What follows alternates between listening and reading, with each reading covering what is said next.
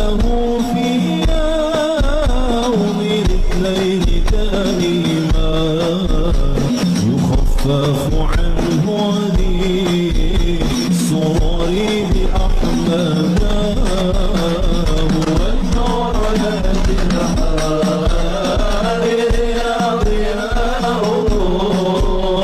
وفي الحشر سبيلا لواءه وفي الحشر سبيلا لواءه وكأنه في يوم الاثنين دائما يخفف عنه للسرور بأحمد فما الظن بالعبد الذي طول عمره بأحمد مسرورا ومات هو حينا فما الظن بالعبد الذي طول عمره بأحمد مسرورا ومات هو حينا هو النور الذي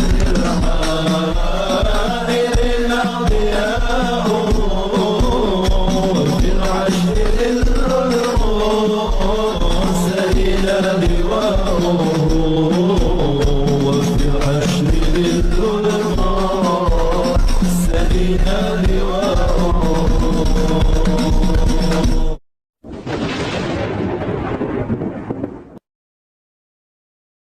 Assalamualaikum warahmatullahi wabarakatuh.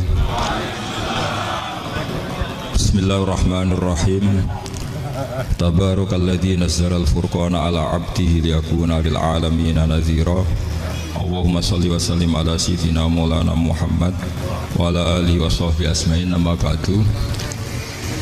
Semua pengurus PBNU yang saya hormati, semua habaib, semua ulama yang saya hormati, wabil khusus Kiai Haji Abdul Manan, Ketua Lembaga Dakwah PBNU, yang meskipun mondoknya hanya 3 bulan ini sebetulnya problem, sehingga saya kesini ini sebetulnya tidak pernah merasa ibadah. Ini bukan dakwah, ini show dakwah. Jadi yang namanya dakwah itu ya orang-orang di kampung nggak bisa ngaji, diajarin ngaji. Seperti saya di Jogja, di Rembang. Kalau ini show dakwah.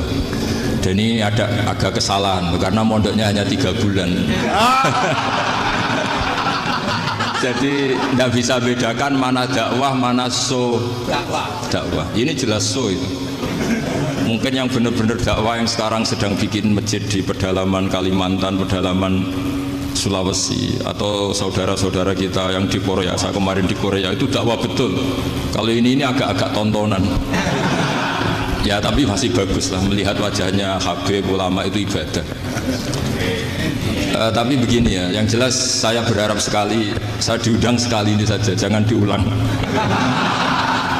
Karena mencintai ulama itu baik, tapi ngatur ulama itu dosa. Jadi ini harus dicatat. Jadi Imam Malik itu kalau diundang tuh marah, meskipun yang undang tuh seorang raja zaman itu, Harun ar-Rasyid. Beliau minta supaya Imam Malik baca Muwatta di istana untuk anak-anaknya, padahal seorang presiden mau ngajari anak-anaknya. Imam Malik marah, masyhur gitu. Al ilmu yu'ta la ya'ti. Ilmu disowani, ora kok ilmu yang sowan. Di mana-mana timba itu ke sumur apa sumur yang ketimba? Timba ke sumur. Timba ke sumur. Ini agak kecelakaan. Pakai air pump. Air pump katanya. Sudah banyak air. Sehingga saya kata orang banyak itu di SK-kan PBNU, tapi itu tidak pernah saya pikir. Karena saya melakukan kebaikan itu sebelum dapat SK. Saya ngajar sebelum dapat SK, saya dakwah di mana-mana sebelum dapat apa? SK. SK saya langsung minallahi ta'ala, dari Allah Ta'ala. Jadi kalau PBNU niatnya ikrar bahwa orang yang sudah manfaat diangkat, itu saya terima. Tapi kalau merasa ngangkat saya, tak lawan di pengadilan ini. Karena saya sudah jadi kiai sebelum diangkat PBN. Ya ini saksikan ya para muhibin saya. Jadi kalau SK itu ikror, ngakui kalau Gus Bak manfaat, saya terima. Kan hanya ikror saja, Pak. Tapi kalau merasa ngangkat dari bawah ke atas, itu tak lawan sampai apa? Pengadilan, sampai di akhirat. Tersangkanya ya yang sedang jabat sekarang. Tapi saya yakin enggak, Kiai Miftahul Ahyar itu orang alim karena alumni Sidogiri dan menantunya Syekh Duki. Di antara gurunya itu pernah mbah mertua saya karena istri saya orang Sidogiri. Beliau juga besanan sama keluarga Lasem, saya ini Durbiah Lasem. Pak Said Akil juga orang alim, mbah-mbahnya juga orang alim. Baru kemarin nyocokkan nasab sama saya. Buyut-buyutnya beliau itu adik buyut saya, pernah cocokkan sama saya. Gus, saya sama saya tua mana? Tua saya, buyut kamu adik buyut saya, kata saya gitu. Tapi saya tetap hormat sama beliau karena ya pernah sepuh umurnya setidaknya. Jadi saya ulang lagi, ngaji seperti ini itu sebetulnya lebih ke show, pertunjukan. Supaya pertunjukan ini tidak dosa, saya isi ngaji betulan. Tapi jangan diulang. Karena biasa ngaji rutin. Saya di Jogja tafsir Jalalain sudah juz 23. Pernah khatam hikam. Sekarang Nashihul Ibad separuh. Saya ngaji di Sidogiri Itkon, di Sarang Balaghatul Quran, di Hajen Lubul Usul, tapi sarahnya yang Thariqatul Usul, sarahnya Mbah Sahal Mahfud. Jadi baru di sini ngaji bersaing sama orang yang mondok berapa? 3 bulan. Ini masalah. Masalah. Nggak boleh mondok itu harus buat tulis zaman. Tapi ya ada apa-apa, mungkin laduni ya. Jadi kalau mondok cepet itu kemungkinannya apa? Laduni. Begini, tapi saya tertarik apa yang dikatakan Kiai Haji Abdul Manan tadi menyangkut kalimat tauhid. Saya ngaji di mana-mana bilang, kalau ngaji itu yang tahqiq itu detail. Detail itu bahasa Arabnya tahqiq.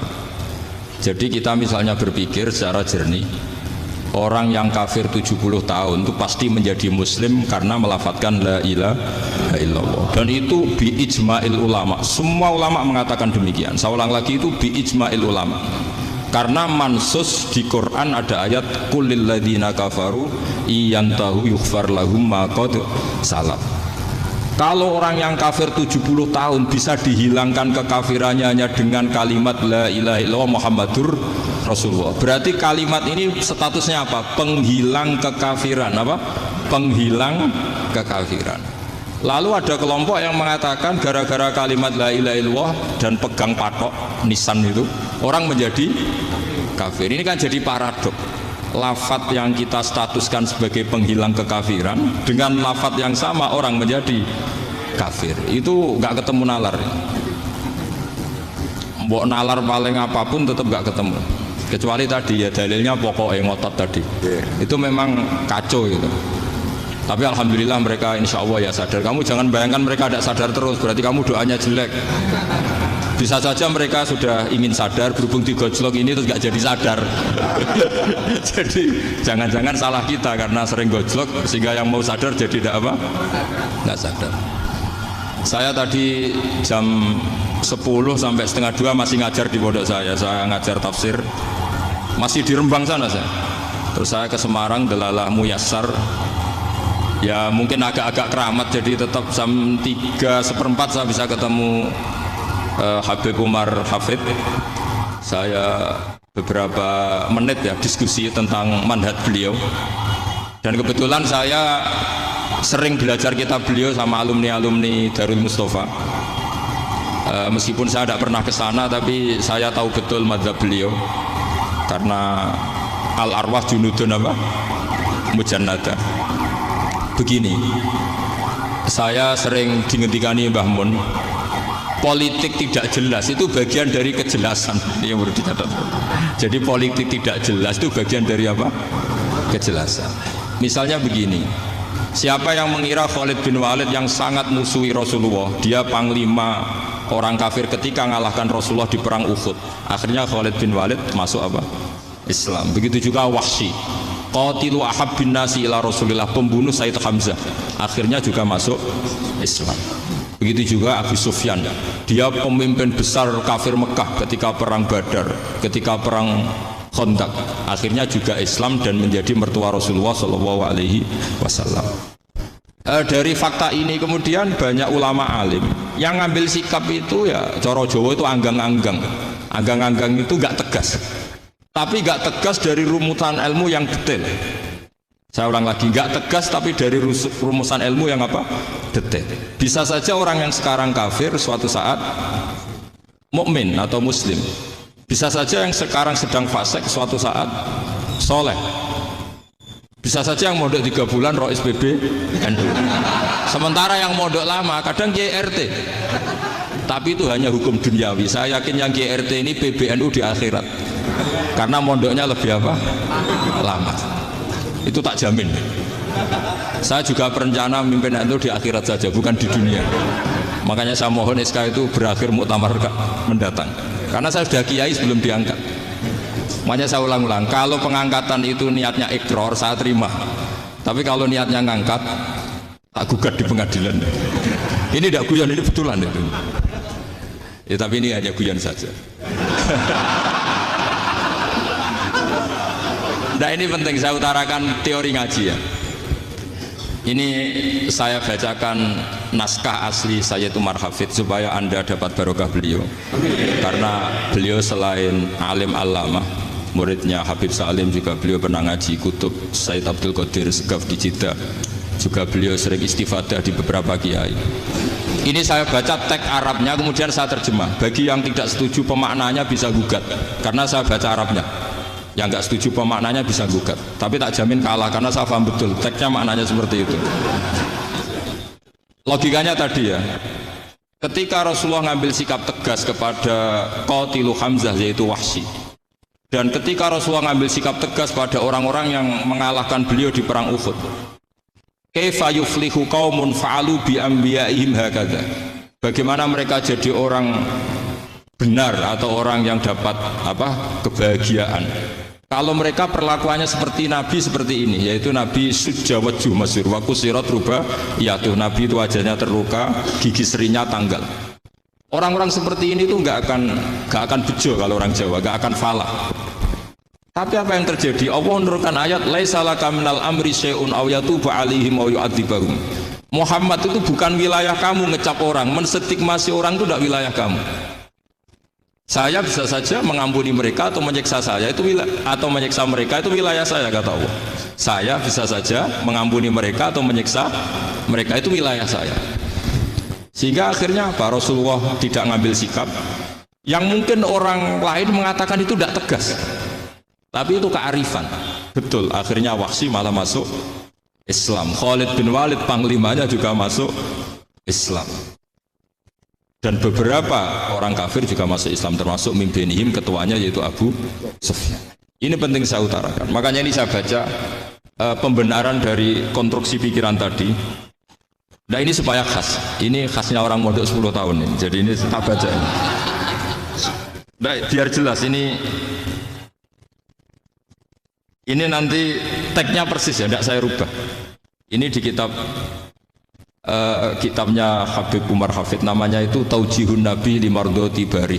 Kalau diterjemah ya mengarahkan orang yang sadar, Nabi itu orang yang sadar ya, sampai ini termasuk orang yang sadar, Limardoti Robbi menuju mendapat ridho Tuhan atau Allah Subhanahu wa Ta'ala.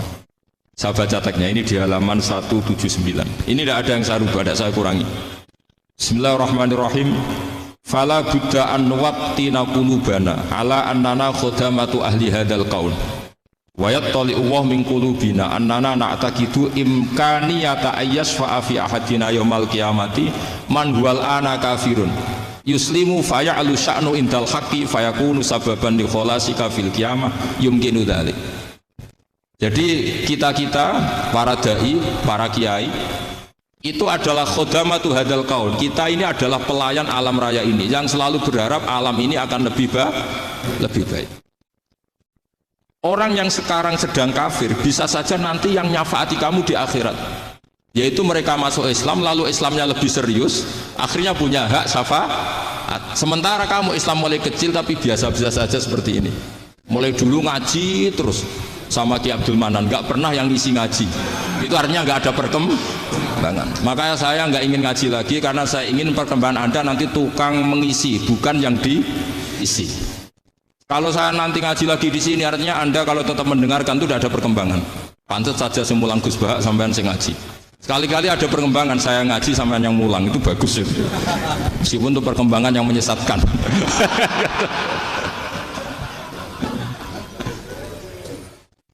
Ini penting saya utarakan. Ini dawuhnya Said Umar ya. Orang yang sekarang sedang kafir bisa saja orang ini nanti nyafaati kamu. Yaitu beliau orang ini Islam, kemudian Islamnya serius, maka punya hak syafaat. Sementara kamu Islamnya biasa-biasa saja. Itu masyhur kayak Sayyidina Umar. Sayyidina Umar Islam di hari itu langsung makomnya makom yang a'la, sehingga mengalahkan yang sudah Islam lebih lama. Karena Islamnya Umar itu menjadi izzatul Islam betul. Makanya jangan benci orang tegas teman-teman, kadang ya ada baiknya. Abu Bakar itu sudah Islam tapi layinal janib, orangnya santun. Kalau dipisoi orang yang menengahi lah kira-kira seperti itu. Begitu juga Bilal, Ammar, Suhaib. Singkat cerita, Rasulullah itu sering dibully ya, sering disiksa orang-orang kafir. Rasulullah berharap, wah kalau yang Islam gini terus repot. Melihat Umar ini petarung di pasar Uka, dia dapat uang itu kalau tarung, menangan. Kata Rasulullah, kalau ini yang Islam ya bagus.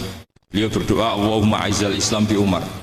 Itu kira-kira 2 hari dari doa beliau, Umar masuk Islam. Itu pertama masuk Islam itu orang-orang kafir diparani. Kalau kamu ganggu Rasulullah Muhammad tak bunuh. Semenjak itu orang kafir yang gentenan sembunyi. Sehingga kata para mereka yang Islam selalu jaya mut aslama Umar, ketika Umar masuk Islam. Itu dalam 1 hari Islam itu Rasulullah sudah ngendikan Umar yang Islam sehari ini imannya kalau ditimbang separuh ahli dunia masih unggul sama Islamnya Umar. Nah bisa saja seperti itu. Jadi saya minta sama teman-teman yang mencintai ilmu, tidak tegas itu bagian dari ketegasan dalam ilmiah. Karena kita ini tidak mengendalikan dunia, tidak mengendalikan hidayat, hanya Allah piyambak yang ngasih hidayat. Maka sikap kita laisa laka minal amri syai'un au yatuba alaihim au yu'adzibahum. Rasulullah yang ahabbul khalqi ilallah saja tidak boleh tegas karena semuanya potensi itu ada. Cuma kita tegas dalam kebenaran saja, tapi nggak perlu tegas dalam mengawal kebenaran. Kenapa demikian? Karena Islam ini agama yang akan dijaga Allah ila yaumil. Yang jaga Islam bukan PBNU, bukan PP Muhammadiyah, bukan kiai. Yang menjaga Islam namun Allah Subhanahu wa ta'ala. Makanya Sayyidina Umar itu kalau disuruh mikir Islam itu gak mau betul. Masyhur itu dalam tarikh. Umar mimpin itu sukses, banyak futuhat. Singkat cerita akhirnya orang tuh kelangenan, wah kalau Umar meninggal kayak apa ya? Sehingga Abdullah bin Umar setiap jalan-jalan tuh dibully. Kalau sekarang dibully, ya Abdullah bin Umar, bapak kamu itu gimana? Sudah sepuh mau meninggal kok tidak suksesi. Kalau saja ada orang penggembala kemudian meninggalkan kambingnya di hutan, kamu anggap orang yang mudhoyi enggak, menyanyiakan kambing itu enggak? Ya iya kata Abdullah bin Umar. Apalagi amru hadil umat ini mau ditinggal gelanggang, nanti suatu saat Umar meninggal, boyo suksesi supaya jelas. Logika itu diaturkan ke Umar radhiyallahu anhu, ke Sayyidina Umar. Pertama Umar agak tertarik dengan logika itu. Lama-lama beliau marah. Tidak jadi. Saya tetap tidak akan istikhlaf, tidak akan suksesi. Dan saya tidak akan mikir Islam katanya. Islam akan diurus oleh Allah Subhanahu. Terus beliau ngendikan, Islam ini jalan ketika ditinggal Abu Bakar. Bahkan ketika ditinggal ahabbul khalqi ilallah akramul khalqi indallah, yaitu Rasulullah Muhammad sallallahu alaihi wasallam. Coba Islam dulu dipimpin Abdul Qadir ketua wali, dipimpin Wali Songo, dipimpin orang top-top. Sekarang dipimpin mondok 3 bulan jalan. Karena Islam yang ngatur Allah Subhanahu wa ta'ala. Jadi ini penting. Loh coba ustadz tuh banyak yang nggak bisa ngaji loh. Tapi ya laku ya nggak masalah. Loh saya kemarin di Korea seminggu. Itu TKI jadi khotib, ada yang jadi mufti, ada yang jadi suriah. Itu ada yang di sana jadi suriah, pulang ke kampung angon kambing lagi. Loh itu teman saya kenal. Suriah Korea. Iya suriah Korea tapi. Artinya gini, bahkan masjid semua yang di Korea itu didirikan oleh TKI dan TKW. Mereka digerakkan Allah untuk mikir agama, karena agama ini milik Allah. TKI saja mikir. Makanya ini penting, yo dakwah tapi tauhidnya sing kenceng, jangan dakwah kenceng tauhidnya kendor. Itu bahaya betul. Saya ulang lagi ya, ini dawuh Habib Umar. Jadi kata beliau, fala budda an wattina qulubana. Kita harus yakin seyakin-yakinnya bahwa semua kemungkinan itu mungkin. Makanya masyhur dalam tarikh ketika kafir Quraisy mau disiksa oleh para malaikat karena mereka sering menyakiti Nabi, kata Nabi gimana? Jangan. Saya berharap kalau bapaknya tidak mukmin, suatu saat anaknya mukmin. Masyhur dalam tarikh. Musuh Nabi besar siapa? Walid bin Mughirah. Punya anak Khalid bin Walid. Abu Lahab punya anak Darrah, itu mukminah yang baik. Abu Jahal punya anak Ikrimah, itu mukmin yang baik. Di Indonesia lebih hebat lagi. Bapaknya raiso maca Quran, anaknya hafid. Bapaknya utun ratamat SD, anaknya jadi dekan. Di Indonesia banyak orang nggak siapa-siapa, anaknya jadi presiden, anaknya jadi menteri. Artinya jangan karena bapaknya kafir kamu nganggap anak turunnya pasti selalu kafir. Teori itu sudah salah zaman Rasulullah. Yaitu Walid akhirnya punya anak Khalid, Abu Lahab punya anak Darrah. Terus siapa? Abu Jahal punya anak siapa?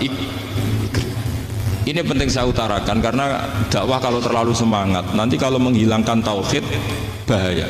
Tetap innal huda. Uni Soviet kayak apa? Mengkooptasi negara-negara sekelilingnya sampai jadi Zuni. Tapi apa yang terjadi? Uni Soviet yang runtuh, persemakmurannya semua rata-rata jadi negara apa? Islam, kayak Uzbek, kayak Ceknya, kayak apa-apa. Karena agama ini diurus Allah. Sehingga kalau dalam, tapi kamu ngitmai agama nggak apa-apa. Makanya istilahnya Habib Umar, khodamah itu pelayan, nggak apa-apa. Kita ngitmai agama itu nggak apa-apa. Dengan ngitmai terus mikir nggak apa-apa. Tapi jangan mikir yang merasa kalau kita mati, wah nanti agama ini kukut karena saya mati. Kamu itu siapa? Agama Islam ini tidak pernah dipasrahkan kamu. Diurus oleh Allah Subhanahu wa Ta'ala sendiri. Sehingga ketika Wali Songo meninggal, agama ini tambah kuat sampai sekarang. Kecil saya itu kalau pengajian susahnya bukan main, harus izin sana sini. Sekarang setiap pengajian polseknya datang, polresnya datang, nggak ada intel, nggak ada apa. Padahal kiai dulu sama kiai sekarang itu kira-kira alim mana? Alim kiai dulu. Mbah Hasyim Asy'ari itu ngarang kitab sampai dibaca di Yaman. Saya sering baca juga kitab beliau, Risalatu Ahli Sunnah wal Jamaah. Kiai sekarang mau terjemah aja kadang salah memahami. Tapi ya Islam tetap jalan karena Islam ini dikawal, dijaga oleh Allah Subhanahu wa Ta'ala. Maka kalau dalam cerita tarikh sirahnya Ibnu Ishaq